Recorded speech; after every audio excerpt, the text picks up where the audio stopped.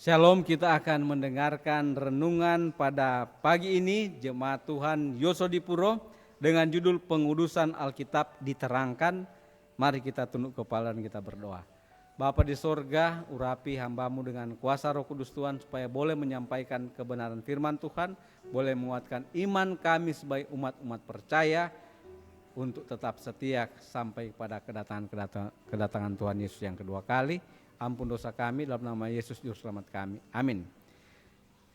Ayat renungan kita terdapat dalam Yohanes 17 ayat 17. Kuduskanlah mereka dalam kebenaran, firman-Mu adalah kebenaran. Saudaraku yang kasih, mereka yang dikuduskan melalui kebenaran adalah rekomendasi yang hidup terhadap kuasa kebenaran itu. Dan sebagai wakil-wakil Tuhan, mereka yang sudah bangkit, agama Kristus akan menghaluskan selera, menguduskan pertimbangan, mengangkat, memuliakan, dan menyucikan jiwa, menjadikan orang-orang Kristen semakin lama semakin layak untuk masyarakat malaikat-malaikat sorga. Yesus juga dia menerangkan di dalam Yohanes 17 ayat 19, dan aku menguduskan diriku bagi mereka supaya mereka dikuduskan dalam kebenaran.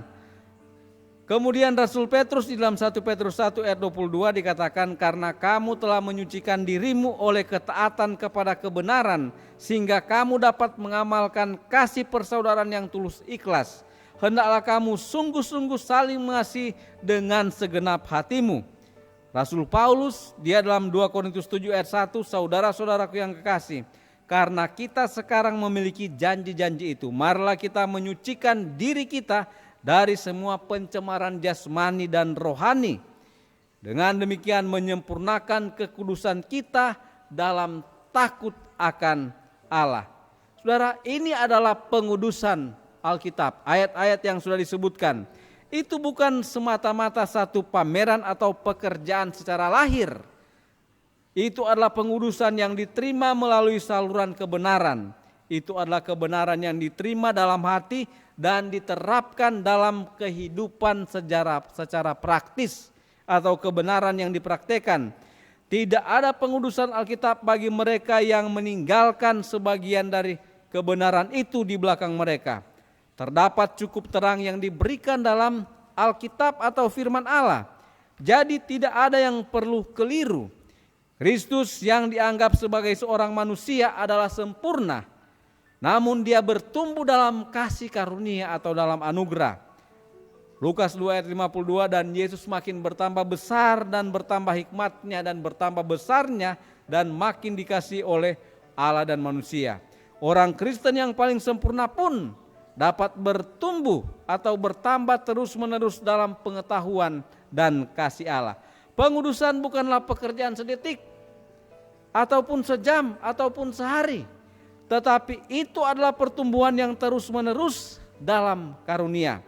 Setan hidup dan giat, dan setiap hari kita perlu berseru dengan tekun kepada Allah, meminta pertolongan dan kekuatan untuk menolak dia. Selama setan memerintah, kita akan menghadapi diri sendiri untuk ditaklukkan. Penyerangan yang harus dikalahkan dan tidak ada tempat untuk berhenti. Tidak ada titik di mana kita dapat berdiri dan berkata, kita telah mencapai sepenuhnya. Kehidupan Kristen dengan tetap berjalan maju, bukan mundur. Yesus sekarang duduk sebagai penghalus atau penyuci imannya, penyuci umatnya. Jadi dia sebagai imam besar sekarang di bilik yang maha kudus. Kemudian bila mana gambarnya dengan sempurna terpantul pada kehidupan umat-umat Tuhan, maka mereka menjadi sempurna dan kudus dan siap untuk diubahkan.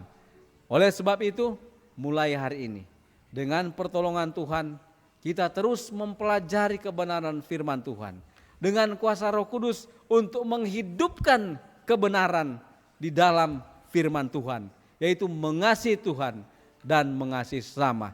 Dan demikian kita akan dinyatakan oleh Tuhan kudus dan kita layak untuk masuk di dalam kerajaan kekal, kerajaan sorga dunia baru yang Tuhan sudah siapkan kepada orang-orang yang hidupnya kudus.